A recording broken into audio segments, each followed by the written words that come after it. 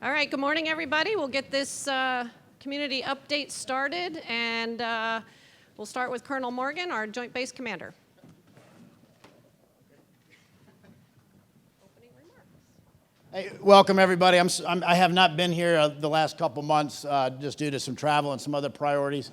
But I want to thanks everybody again being here. Hey, today we're going to kind of focus on the Warrior Care Month, which is obviously this month. And so Madigan and Alicia Grady and her team are tied to that to talk about that with regards to one of the installation priorities in nesting our command information, so you understand what we're doing for our warriors with regards to certain types of care that they need.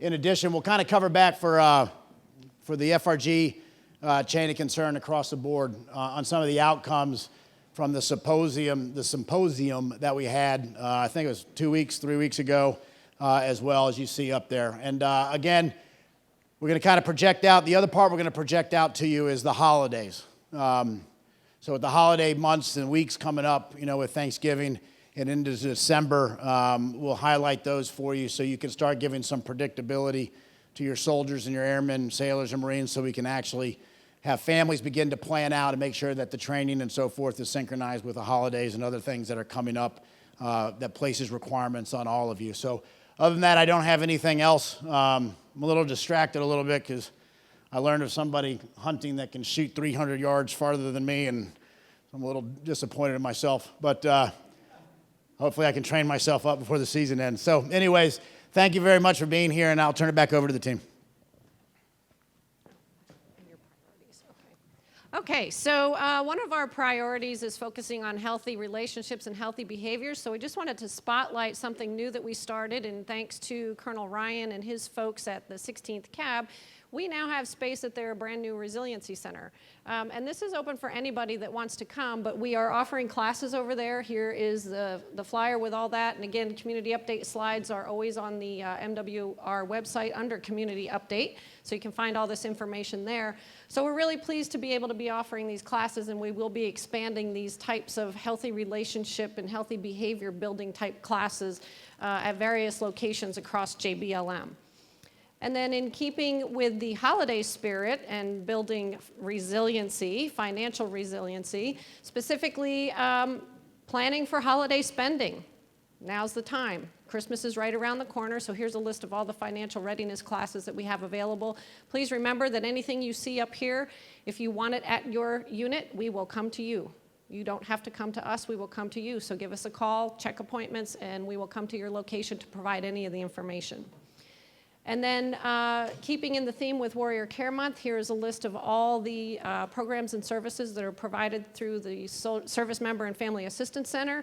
Elsa's going to give you a little more detail on some of the things that they do at the SFAC, but here's a sample of everything that we can provide as another resource for all of you. So with that, I'm going to turn it over to Elsa Wingert so she can talk about the great things going on at the SFAC. I'm sorry, no, I'm turning it over to Darlene. Sorry, Darlene Pacheco is going to give us some information on the recent FRG FRL Symposium. Good morning, everyone. On September 25th, we conducted our second FRG FRL Symposium. And with the support of JBLM, First Corps, and the ESC, we had 193 attendees, 10 from last year. Our focus, we were excited to see that we had 77 FRLs, company-level FRLs, and 30 company commanders and 58 FRG leaders. We had two objectives. One was to cover the financial part of family readiness, and we invited Mrs. Jennifer Brewer from First Corps to go over some of the frequently asked questions. And then the other thing that we want to identify is what's going well with our FRGs, and what are some of their challenges that we can help mitigate those. I'll go through a couple of slides, but here's the link to that. All you have to do is copy and paste it, and all these slides will be provided in there in conjunction with Ms. Brewer's briefing. Next slide, please. In the interest of time, I'm just going to highlight some of the challenges that our units are facing. One is rosters. That's always a challenge. So one of our suggestions to mitigate that was how do you in-process and receive your soldiers? That's super important because that's the first impression of our company. So we encourage commanders to identify a process for that. And then, of course, we're referred to each individual echelon's SOPs. Next challenge, please. Communication. How do we communicate efficiently with our FRGs? So here are some of our recommendations face-to-face. In the event of social media, that's kind of how we reach out to our families. But just going back to the basics of reaching out to our families by introducing ourselves at meetings, posting flyers, and I think the units are doing a really good job with this. Next challenge, please. Participation. This is really hard as well. But if we focus on the mission essential things that we need to do, and that's family readiness, getting our units back to the basics. Let's see. Placing events on the long-range training calendar, community update information, piggybacking off of the events that the installation's already providing and the brigades are providing and the battalions. Okay, next slide. Best practices. We found that when company commanders meet with their FRG leaders and their FRLs and kind of explain the roles and expectations, that is truly a best practice for our FRGs. Social media, we talked about that. Single soldiers. We encourage you to invite your single soldiers to participate in your FRGs and not just to have them come when we want them to set up or take down. Let's see. The ESC has implemented this. They have FRLs, multiple FRLs at every level, and I think this seems to help, especially during transition. Okay, next slide. Okay, that's it. Do we have any questions, recommendations, suggestions? No? Okay, well, please save the date. Our next symposium is September 26th of 2017.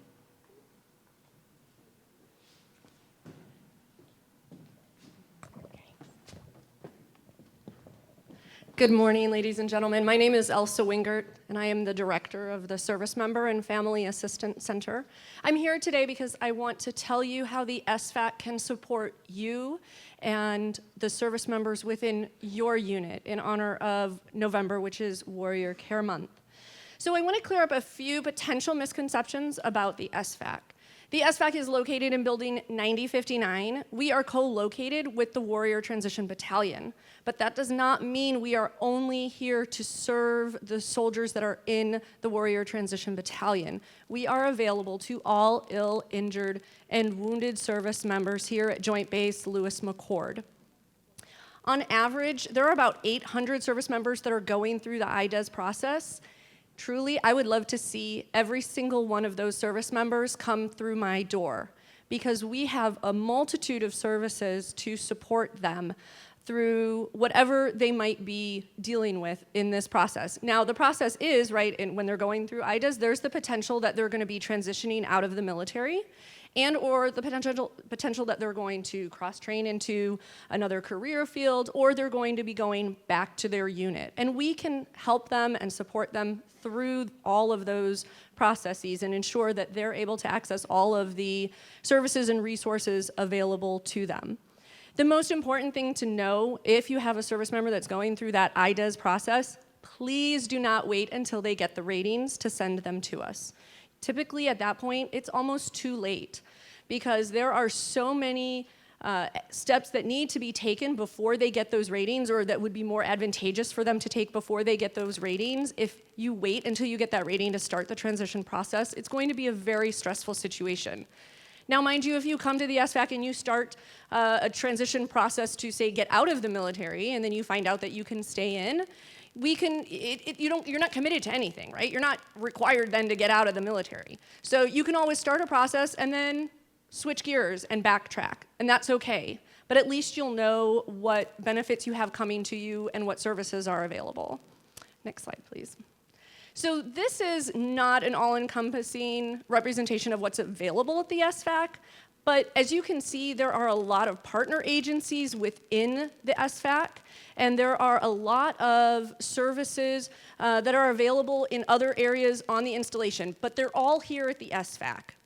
And let me tell you why. Because we're here for the ill, injured, and wounded, we offer very specialized and tailored services customized to those individuals. We understand if there is a specific injury or a certain type of illness. We have a certain set of skills that we use to help these service members as they go through these processes. We have smaller class sizes. We're able to offer one-on-one appointments. So, for instance, education services.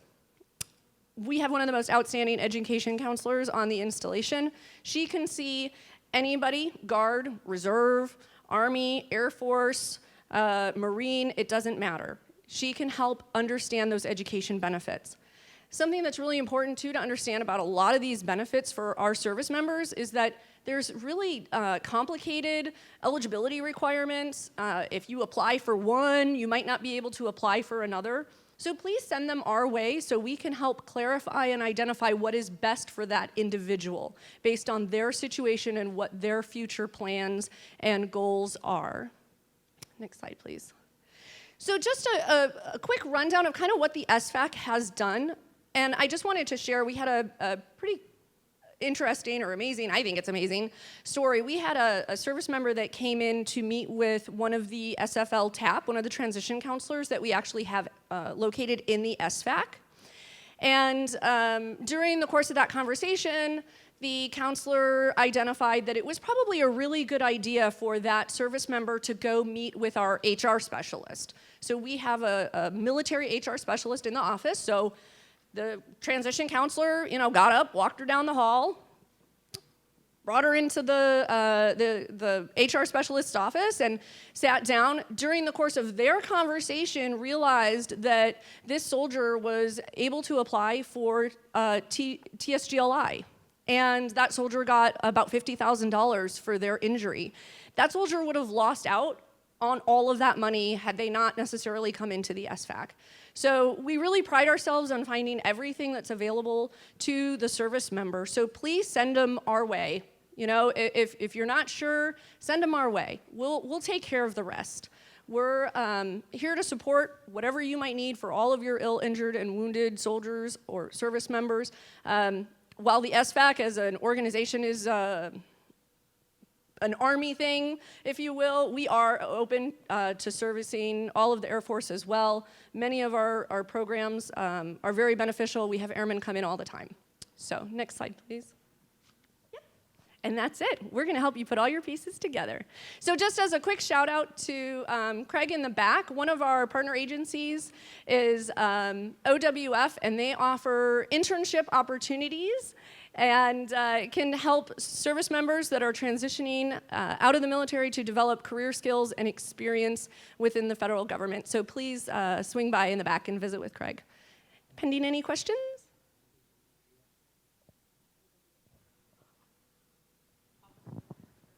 Thank you.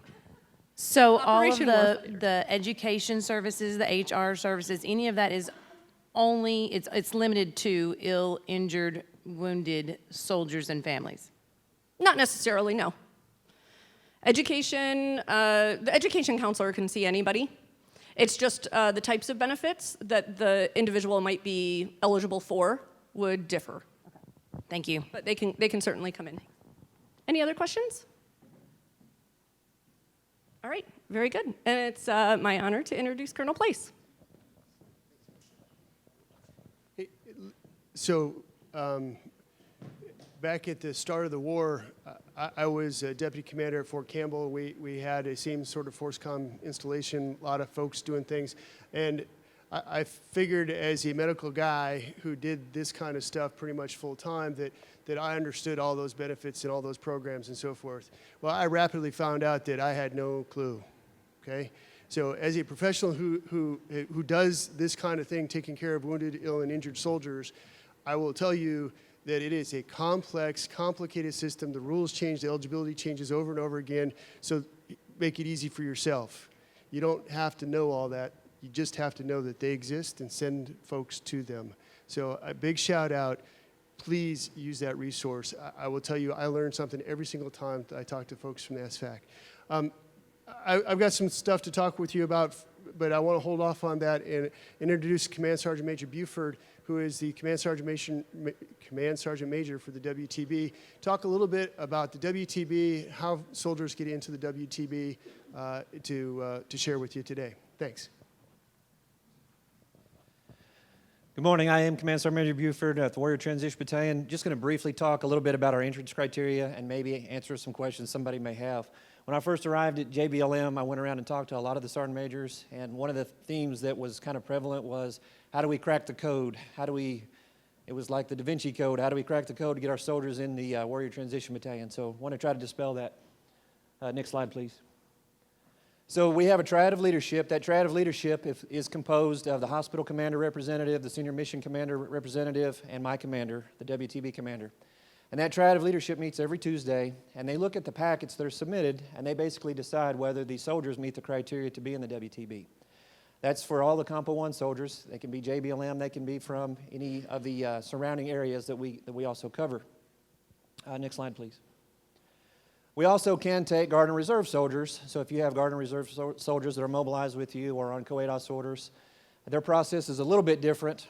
Their home unit can actually put them on orders for an evaluation, and they'll come to us for what we call MRPE evaluation. We'll evaluate them for 30 days, and then the triad of leadership will decide if they meet criteria to be in the WTB. A little bit about the criteria. Next slide, please. A little bit about the criteria. What it actually means, complex care, that means if they have medical needs that's going to be at least 6 months, and the complex care sometimes can be a little bit hard to decipher, but if they have generally at least 3 appointments per week, or they have a need for a nurse case manager, that is one of the things. The other thing is if they may be an immediate threat to themselves or to others, that also is a criteria that can also get them into the WTB as well. And the bottom line is, though, this is what comes in the packet. If you have any questions, we have folks that are here to answer your questions as well as myself. I believe I'm the only Buford in Global, so if you have questions or you're not sure about the process yourself, you can contact me. Or next slide, please. Ms. Travers, she is our intake coordinator. She is the subject matter expert. So if you're trying to put this packet together and you need a little bit help with the commander statement or some of the other forms, you can contact her directly. She will help. A lot of times she is a very big help to some of the questions that need to be answered. Or Ms. Ruby Hayes, she will do also the same thing. And Major Gall, she is our senior nurse case manager. Does anybody have any questions for us at this time?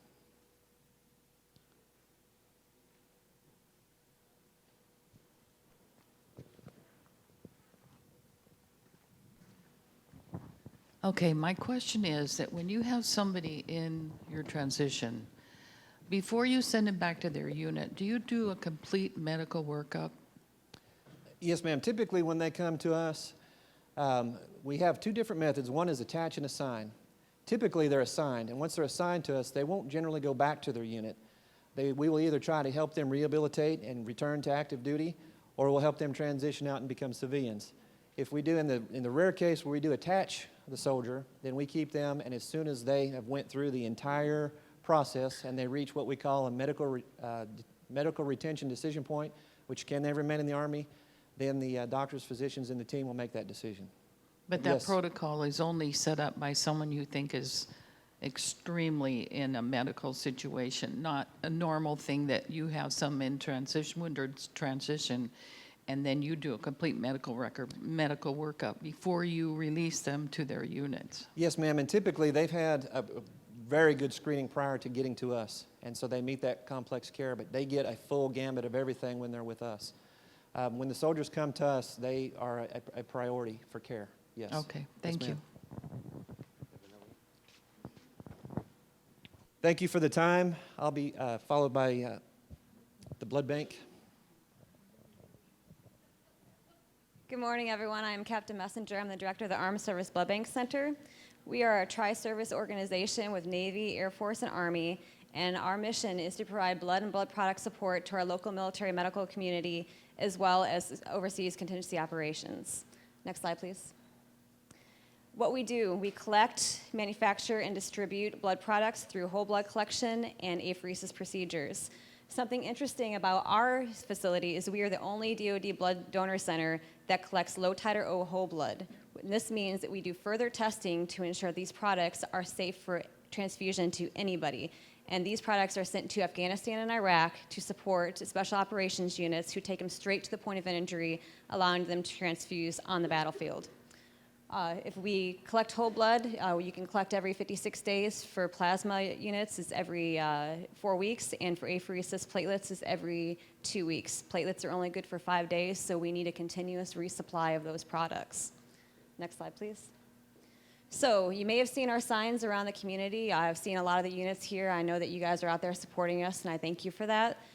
We are also hosting community blood drives at both Madigan and at Waller Hall. These are upcoming dates. If you're interested in hosting a blood drive, we have many dates available from November to January. During the holiday seasons, we're always in critical need. So I have my staff members back there if you guys are interested in signing up.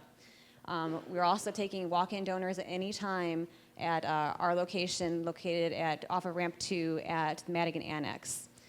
So I want to thank you guys for your contribution to the blood program, and just remember that if you want to make sure we're ready for tomorrow's disaster, we need your blood supply today. So if you have any questions, we'll be located in the back of the room. All right, Colonel Place. Thanks. So I'd like to add a little bit on that. For those of you who don't know, the Armed Services Blood Program, they're by law, I believe it is, only allowed to collect on military installations. For sure, it's federal grounds. So their blood is our blood supply. Okay, they're not going to go downtown to the mall and set up down there in order to recruit. So they have to do it here. So the other thing you should know is that although we do buy blood from Red Cross, understand that it is purchased. It's not donated. So if you would like to donate blood, I would just ask that you consider trying to do it with the Armed Services Blood Program rather than doing it downtown to the Red Cross, in which case then we go back and buy that blood that we otherwise could have just provided here locally. A couple other things to remind you of. Flu drive coming up. I know we talked about it last time, but these are the dates and the times and so forth at Madigan. I will remind everyone that you can get this at any place that delivers the flu as part of your TRICARE benefit. TRICARE will reimburse. However, stomp, stomp, flu mist no longer approved for use. If you get a flu mist from downtown, TRICARE will not pay for it. They will not reimburse you for it. We've also had some challenges for because of that, for some of the pediatric doses, particularly those for the ages of 0 to 3. We have about 40% of our supply in so far. We expect to get some more in. We just received 27,000 doses, adult doses. So we have enough for the installation now, well underway. We'll be able to get enough to be able to get everyone their flu vaccine this year. Go ahead, next slide, please, if you would. Remember, November's Great American Smokeout. Any tobacco users here? Nobody willing to say? Well, statistically, we're actually doing better. There's about 40 million Americans that are still using tobacco products, and it is significantly higher in the military than it is outside of the military. So we encourage you to encourage others to participate as a first step to no longer using this.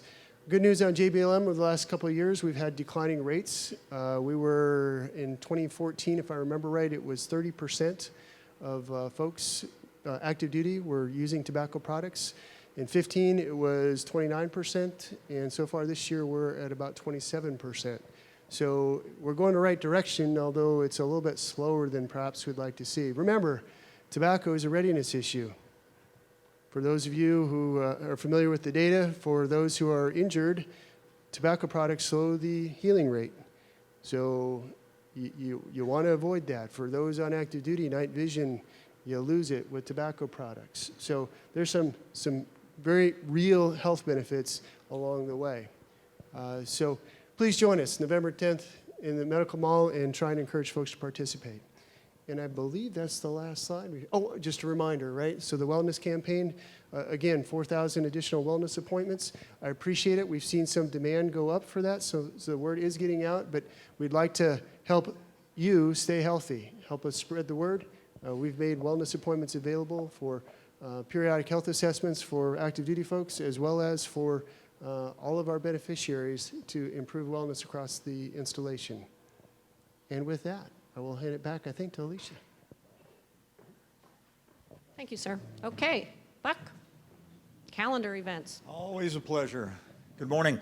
The majority of the events that you see up on here are going to be briefed here in a minute by the Ministry of Fun, so you'll get all the details you need on these. There's two things I want to highlight to each and every one of you. The personal shred days have been a big success. We've gotten a lot of good feedback. It's a great opportunity for you all to, do your fall and your spring kind of cleaning sessions where, for those of you that have teenagers and they've accumulated all that crap, it's a great place to come get rid of it and shred it, and it'll be taken care of. But again, I'm also told that the fine shred that comes out of there makes great packing material as well. So if you're going to be shipping stuff, holiday gifts, you can give folks a little extra special when they open that box and then have to clean it up. So I want to highlight. But again, as you can see, there's not a lot of major training impacts. Again, we have a lot of training going on. First quarter is always a little bit slower because of the holidays that you see on there. So we don't have, right now, any major events that should impact the community and the operations, both on the Joint Base or in the surrounding areas. But I did want to highlight those two shred days to you. All of this information, again, available. If there's any specifics on questions you've got on these events, please let me know. But again, I don't want to double tap because the real detail is going to come from, as I said, the Ministry of Fun. So Kelly's next. Any questions? Always a pleasure.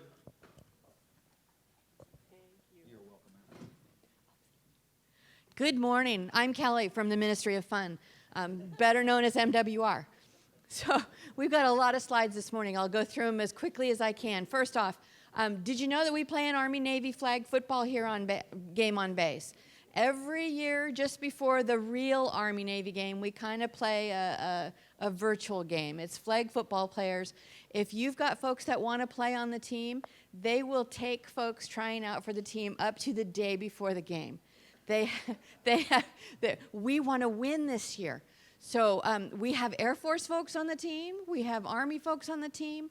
You just have to be active duty to play. So they're looking at fielding a pretty good-sized team this year. So if you want to come out and watch, they are November 17th at Cowan Stadium. Or actually, you can try out through then at Cowan Stadium. November 18th is the game. And then we will have a party with the winners at Sam Adams at 3 o'clock that afternoon. Next slide, please. So here's what's happening this month. We've got the turkey trot coming up. That's a 5K for adults and a 1K drumstick dash for the kids. You can still register online right now. There'll be some great prizes, including, I just found out that Delta Airlines is sponsoring the run, and we will be giving away tickets for two to any place in the United States, all 50 states. No blackout dates. So that's a really big prize. So if you're in the run, you're in the running for the tickets. Then the next run coming up is the Jingle Bell Jog, and that'll be out at Eagles Pride on December 10th. The outdoor rec trips that we have coming up, we're actually, if you see the one on the bottom there, we're going out of the country this time. We will actually take you to Germany to go and visit the Christmas markets. They're branching out now. So they've got some trips to Ecuador to do some mountain climbing. They've got this trip to Germany coming up. So if you want to do some really big traveling, check with the Northwest Adventure Center folks. And then coming up on the 5th of November, we have the Alpha Warrior. Or if you like to watch or you think you can be an American Ninja, we've got a couple of the competitors coming. We've got one of the folks from America Strong coming. He's one of the trainers. And you can actually go through the battle rig. They will have it set up for you to go through. There'll be a kids session. There's an adult session. We have some meet and greets scheduled at the Wilson Fitness Center. There's a meet and greet at the PX. So you can go and meet these folks, get some tips, and then run through the battle rig with them. Next slide. So these are your Thanksgiving options. If you're like me and you like leftovers, but you really hate spending all that time in the kitchen, we have options for you. We have Thanksgiving to go. You go to American Lake Conference Center and you pick what you want to serve. They box it all up for you, and you have a couple of options within that. You can have them cook everything, and you pick it up warm and serve it. Or they just put it all together for you, and then you go in the kitchen and pretend you cooked all of it and serve it. And it works out either way. They have packages to serve as few as 6 people up to 12 people, but we have really great reviews every year for this Thanksgiving to go. Now, if you don't like leftovers, you just don't want to cook or clean or even go in a kitchen, then the club at McChord Field is your option. We have a Thanksgiving buffet that we have served every year to rave reviews. If that's what you want to do and enjoy the time with your family and friends and not worry about going into the kitchen after dinner, that's the place to go, is the McChord Club. And then at the bottom, we've got upcoming events, just some little things that we have scheduled in November. The first thing is you need to know that the Northwest Adventure Center is undergoing remodeling. They have closed the building and they are moving all of their rental equipment over to Adventures Unlimited over at McChord Field. So if you want ski gear, you're going to have to go to McChord Field to rent it. If you want to rent trailers and things like that, you're going to have to go to McChord for the time being to rent all of this equipment. So we have moved our winter kickoff expo to McChord Field. This is where we have the folks from all of the ski lift areas come in and talk to you about, you know, why you want to go to White Pass, why do you want to go to Stevens Pass. They have beer tasting this time. They've got snacks. They've got equipment demos if you want to check out some of the new snowboards and skis that they've got. If you want to get your skis waxed, if you've got your own skis, you can bring them in at that time. So it's a great opportunity to find out what winter is like in this area and what you can do for fun. And that's on the 9th over at Adventures Unlimited at McChord. UFC 205 will be at Sam Adams and the Warrior Zone on the 12th of November. We have a one-day Texas Hold'em tournament at the club. And then finally, we've got the big tree lighting ceremony on the 29th of this month. It's the last of this month. And the tree lighting is over in front of the Jensen Fitness Center. And then we move the party to the MWR Fest tent where we've got crafts and Santa. If you bring your phone, you can have a selfie with Santa. And we've got entertainment there. So that's the big kickoff for the holidays. And then next slide, please. So this is what's happening for the holidays on base. We start off with the tree lighting at Jensen, and then through the 21st, you can order holiday baked goods from American Lake Conference Center. They have beautiful cakes, pies, cookies. If you need to get to a potluck and you want to bring something with you, they've got some fantastic things, and it's all on the website. You can look at some of the great pictures there. We have a winter reading program at the library. Trees for Troops is coming back. We do not have a specific date yet, but it's usually over a 3-day period where you can go and pick up a Christmas tree and for your home. They line up along the NCO Beach Road. They park in American Lake Conference Center, and that's where we usually give out the trees. But as soon as we've got details about when they'll be delivered, we'll get that out every place. The ugly sweater party at Sam Adams, y'all know what that's about. If you've got an ugly sweater, please come and be proud of it at Sam Adams that day. I mentioned the Jingle Bell Jog. There are 2 tree lighting trips with Leisure Travel Services over to Leavenworth on a bus. So if you'd like to do that, you can contact them for the pricing information. We have an ugly sweater bingo and gingerbread contest for families at the club towards the end of the month. And then breakfast with Santa at the club on the 17th. This is a big deal. We always sell out, and it's by reservation only. So if you want to take your family to have breakfast with Santa, I suggest you start calling as soon as you can to get those reservations.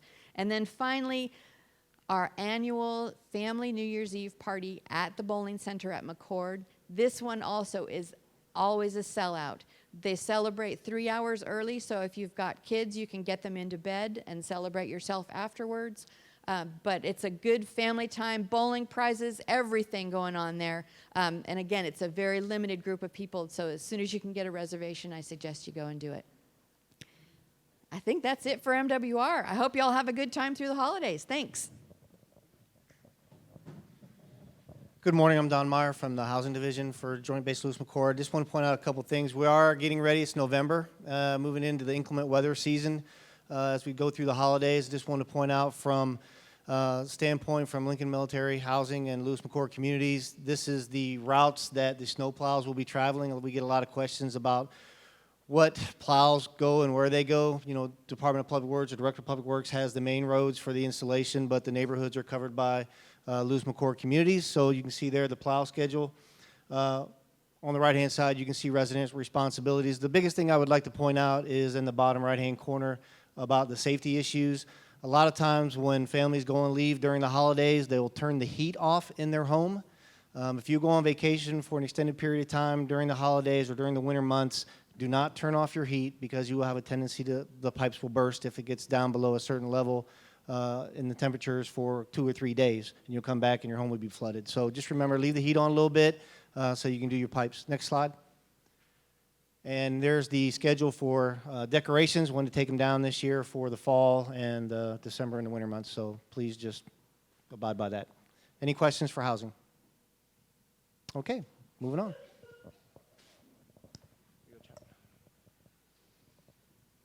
Good morning, everyone.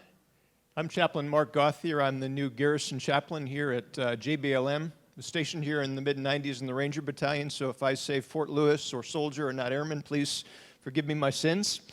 Also started up lead pastor for the main post chapel service, so if you're not a part of a community of faith, please join us. No cover charge as long as you go. Behind me are the programs and events that are taking place through the holiday season.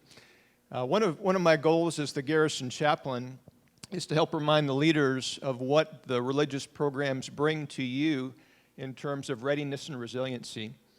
If you ask the question in your arsenal of what supports service members and families, what do you have that generates hope, that fosters healthy relationships, that builds community and strengthens the moral and ethical fiber of soldiers and families? And so my goal is to help remind us of this important part of our arsenal to strengthen soldiers and service members and families. For example, last 2 weeks of October, we had 4,000 folks in religious services and over 3,000 in religious education. So please get the word out. Also, weekly programs to help young moms, wives, both Catholic and Protestant. You can catch those on our JBLM Chaplain Religious Support website.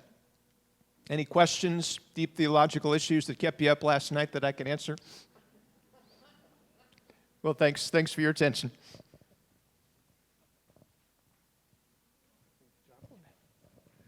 Good morning, everybody. My name is Joe Peak. I'm the JBLM Headquarters Public Affairs Officer. And in case you didn't realize, there's an election next week. What? Anyway, this is actually a slide that probably would have been better for last month. But these are just some last-minute do's and don'ts, primarily for military personnel, on what service members may do and may not do with regard to the election. I'm just going to let you read through those as far as, because basically, if you're in uniform or if you're a service member and people know you're a service member, you should be not be campaigning, promoting in person at campaign rallies on social media for one candidate or another. That's basically the bottom line. And over the past years, if we've had people who see service members doing something that they don't think is right with regard to the election, they usually let us know at the Public Affairs office so that we can try to track that service member down. We haven't had any incidents like that so far. I've driven around some of the housing areas, haven't seen any campaign signs. 4 years ago, we had a truck running around JBLM with a big, huge banner in the back of the truck, and we had to have DES put a squash on that for us. So everything's actually been going good. Last thing I would say is next week, exercise your right and make sure you vote, whether you do that in person or you send in your vote. But do due diligence. Wow. And exercise your right to vote. And while I'm up here, I'm going to piggyback real fast on what Don Meyer from Housing was saying with regard to inclement weather. We are into that time where the weather is changing. And based on some of the news reports I've seen and heard, we might be in for a lot of inclement weather this year. If you're new to the base, or if you've been here for a while, I would recommend that you find the JBLM Facebook page. Go to Facebook. If you're not already, join Facebook. Type in Joint Base Lewis McChord and you will find it. Because the way things work here is we have military police out driving around the installation throughout the evening and overnight. If they identify places on base where there's ice or black ice or something's happened, DES will contact the Joint Base Operations Center. If it's bad enough, the Joint Base Operations Center will call me at 3 o'clock in the morning. I'll roll out of bed, turn on my iPhone, my wife will slap me for turning the light on, and then I put something on Facebook to tell people that there's problems with the roads on the base. But let me tell you, if you get up in the morning and you walk outside and you notice that your stairs are a little slick, or your sidewalk is a little slick, or the roads are a little bit of glare from your headlights, it doesn't take me putting that on Facebook for you to slow down and drive according to the weather conditions. So all I can tell you is we're getting into that time of the year where there's a lot of black ice on the road or just slick from the rain. So drive careful and drive for the conditions, and everybody have a safe holiday season as we get into November and December. Any questions? All right, and we'll all see how the vote turns out next week. Thank you. Okay, and before we get into commander comments, April, did you have a couple quick updates from the Spouses Club?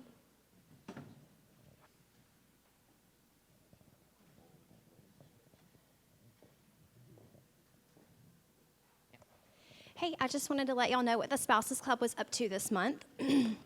We've been pretty busy. We had a mock dining in.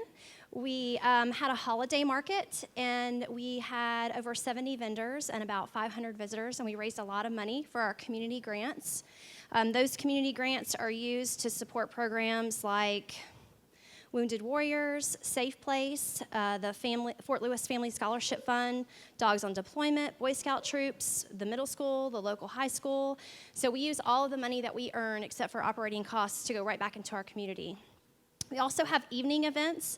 So if you want to join the Spouses Club and you can't make it to our luncheons, which are during the day, we have one coming up November 17th. You can also join some of our sub-clubs. Those are usually in the evening. We have, one of them had tea, a high tea this month.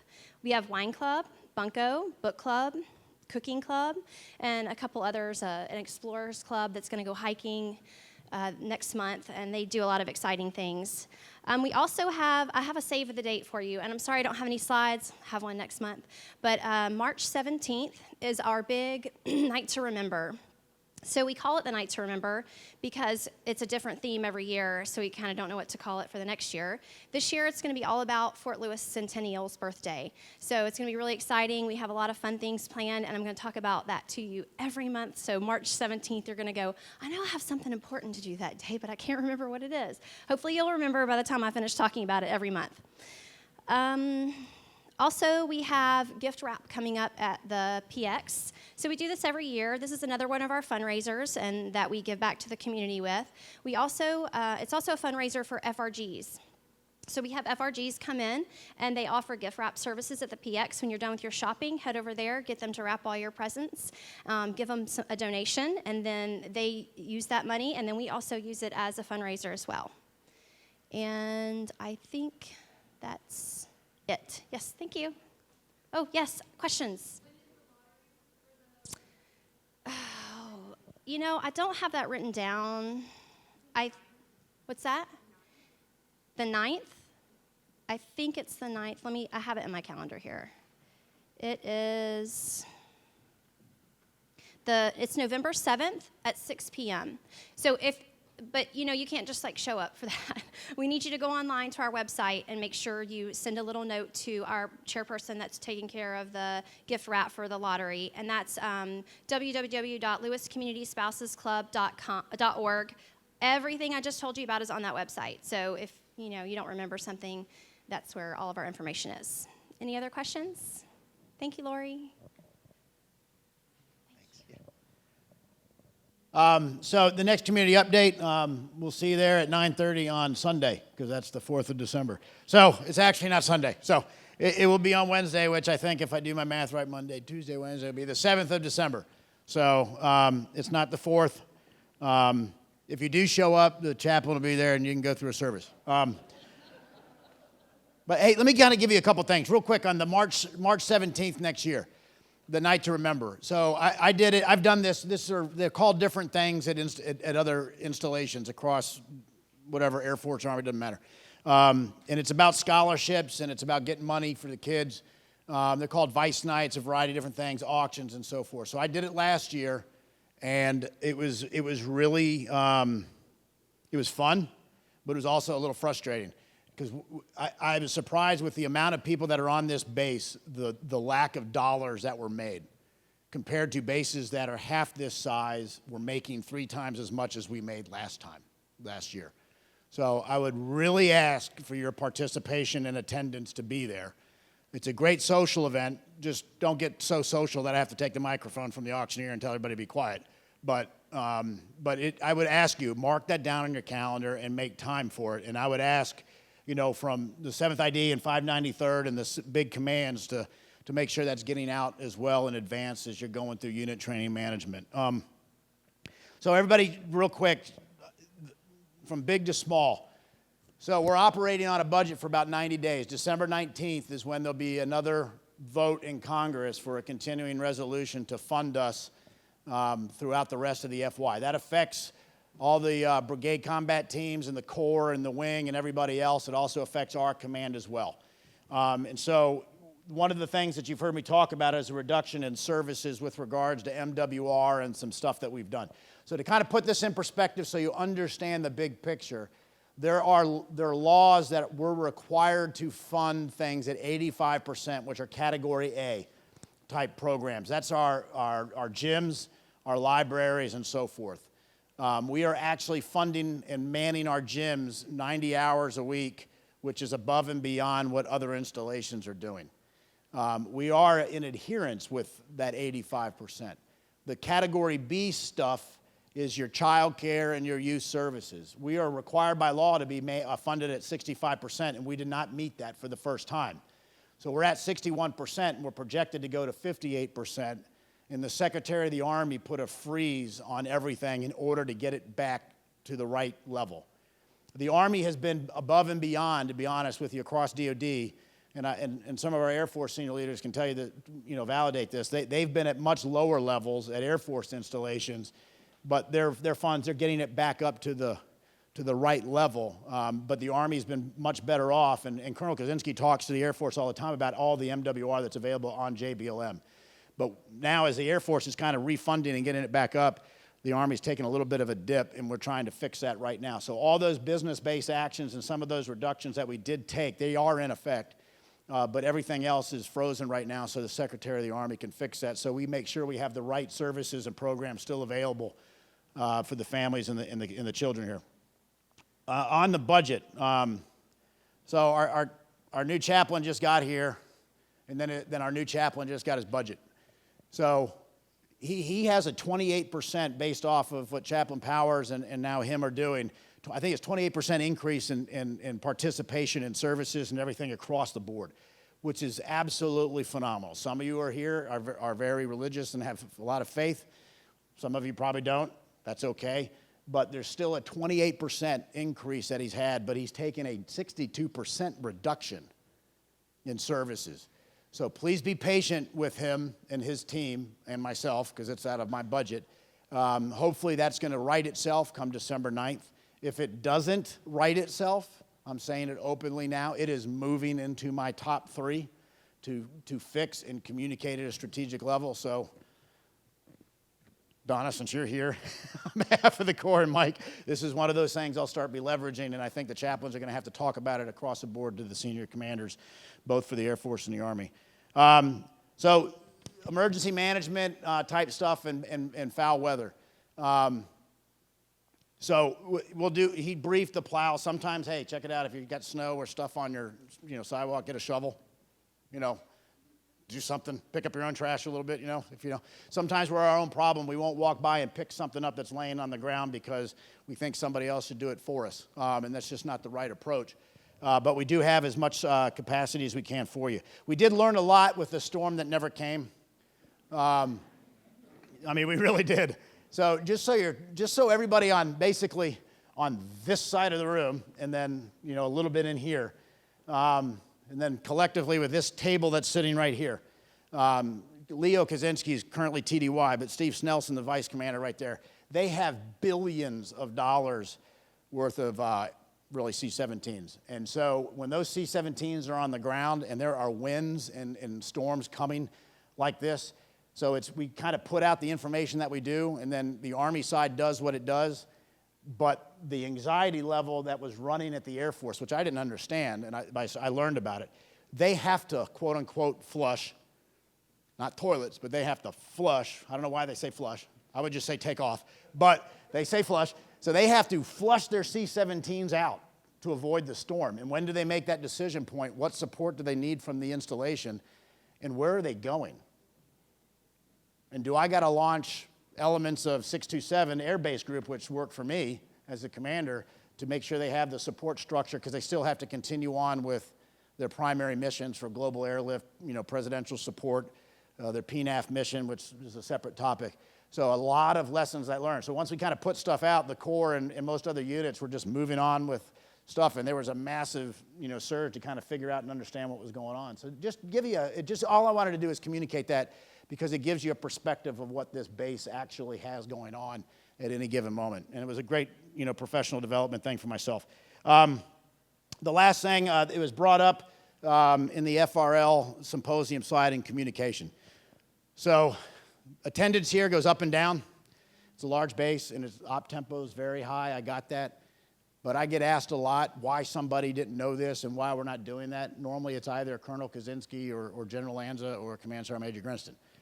And so we're trying to do our best in improving some communication, but a lot of it has to do with getting out to our families and the service members, at the lower levels. And so these slides are available for you, and we continue to try to nest in our command information that's coming out of General Lanza and Colonel Kaczynski and General James and General Haley and the senior leaders on here. But an active role, positive communications, you, this is me, this is you, roger that, got it, will really help us as we try to focus on readiness across the installation, whether it has to do with MWR or anything else. And so this is the forum that we continue to try to provide to you. So if you don't show up, you're one of those people that are detracting away from our ability to communicate. So I appreciate everybody that is here, and I know that people aren't here for certain reasons, but please continue to get the message out that this is a great forum to actually have some Q&A and understand what's going on. So again, I don't have anything. Mike, you got anything else? Sir, you got anything? Nope. Mike? Donna? And Steve, Colonel Stiles, you got anything? Okay, thank you very much. Alicia, am I missing anything? All right, thank you.